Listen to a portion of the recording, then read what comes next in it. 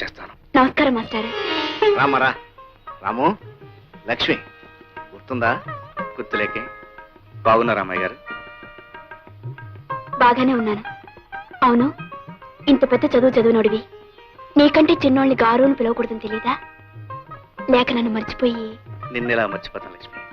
నువ్వు నాకు ఇచ్చిన పెన్ను ఎప్పుడూ నేను గుర్తు చేస్తూనే ఉంటుంది. అత్తోయ్, అయ్యగారింటికాడ బావ దబాయించి మాట్లాడేశాడు కదా, ఇక పంతులు గారింటికాడ చూడాలి. లస్కోరా లస్కో, గూడెలో వాళ్ళంతా నా వాళ్ళు, అలా మంచి చెడ్డ చూడవే నా పని.